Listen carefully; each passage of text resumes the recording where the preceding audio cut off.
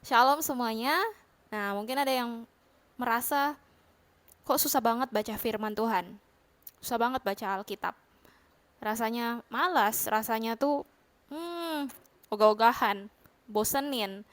Ya, mungkin ada teman-teman yang merasa seperti itu ya. Walaupun nggak semuanya, tapi ada orang-orang tertentu ya, apalagi yang baru yang mau bertobat ya, yang baru-baru nih ikut Tuhan, mau sungguh-sungguh ikut Tuhan Yesus. Aduh, kok berat ya rasanya ya baca Alkitab. Oke, alasannya kenapa? Saya bacakan Galatia 5 ayat 16 sampai 17. Maksudku ialah hiduplah oleh roh maka kamu tidak akan menuruti keinginan daging. Sebab keinginan daging berlawanan dengan keinginan roh dan keinginan roh berlawanan dengan keinginan daging. Karena keduanya bertentangan sehingga kamu setiap kali tidak melakukan apa yang kamu kehendaki. Alasannya karena orang-orang tersebut masih hidup dalam kedagingan mereka. Keinginan daging mereka lebih besar, maksudnya seperti itu. Ya, memang kita hidupnya di dunia ini ya, ini kita punya tubuh, ada daging, ya kan? Tapi maksud saya ialah orang-orang yang eh, hidupnya tuh lebih mau memuaskan keinginan daging mereka, hawa nafsu mereka yang lebih besar daripada kerohanian mereka, ya, keinginan roh itu. Seperti itu maksudnya ya. Jadi bagaimana caranya supaya kita bisa apa ya? Tidak ogah-ogahan kalau membaca Alkitab. Malah jadinya tuh kok kalau belum baca Alkitab ada yang kurang, ada yang hampa rasanya, kok ada yang saya lewatkan. Nah, bagaimana caranya supaya rindu selalu untuk baca Alkitab, untuk baca firman Tuhan, renungkan ya? Jawabannya hiduplah oleh roh ya. Untuk hidup oleh roh perlu namanya hubungan intim dengan Tuhan. Bangun hubungan intim dengan Tuhan, bangun kedekatanmu dengan Tuhan. Ya, hidup oleh roh. Taat ya, belajar taat dan tunduk perintah Tuhan. Peka dengan apa yang Tuhan mau.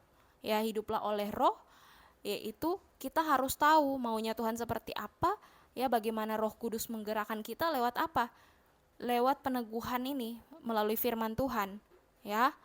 Dan firman Tuhan yang kita dengarkan ya lewat khotbah, lewat doa bersama sharing firman ya kan, mungkin bersama jemaat-jemaat lain ya, dengarkan firman Tuhan itu juga menguatkan saudara ya.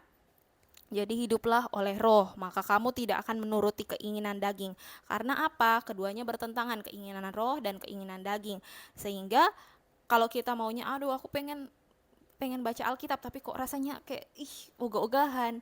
Karena ya itu, keinginan daging kita tuh masih teriak-teriak, aku nggak mau baca Alkitab begitu. Tapi satu sisi keinginan roh ya, itu maunya tuh aku harus diisi firman supaya keinginan roh itu lebih besar. Nah, seperti itu saudara ya.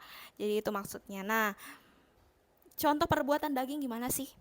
Ayat 19 ya di Galatia 5. Perbuatan daging telah nyata, yaitu percabulan, kecemaran, hawa nafsu, penyembahan berhala, sihir, perseteruan, perselisihan, iri hati, amarah, kepentingan diri sendiri, percideraan, roh pemecah.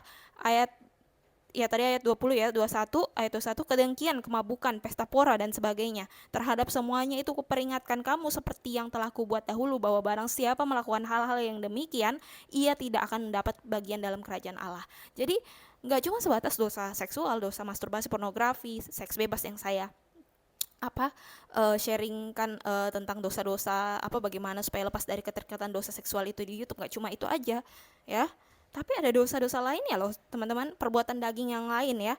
Itu saudara bisa baca sendiri. Tadi ada salah satunya tuh iri hati, amarah, kepentingan diri sendiri, ada roh pemecah. Bayangkan ya, roh pemecah apalagi di gereja tuh, kalau ada sampai roh pemecah, wah, makanya saudara perlu berjaga-jaga ya. Jaga-jaga, tetap api rohmu tetap menyala-nyala. Itu penting. Tahun 2024 Tuhan mau kita jaga api. Ya, api roh yang sudah menyala-nyala yang Tuhan telah beri, jaga baik-baik. Tahun 2024 sekali lagi, ya, jaga api rohmu tetap menyala-nyala. Ya, itu kuncinya tahun ini. Oke, saudara? Karena kalau kita punya api roh yang besar, yang menyala-nyala berkobar-kobar, itu yang akan menggerakkan hati kita, membuat kita semangat untuk cari hadirat Tuhan, untuk melayani Tuhan. Bagi kalian, bagi saya yang pelayan Tuhan, hamba Tuhan, ya. Tahun 2024 sekali lagi. Jaga api rohmu biar tetap menyala, bahkan berkobar-kobar, ya. Amin. Oke, itu saja. Tuhan Yesus memberkati.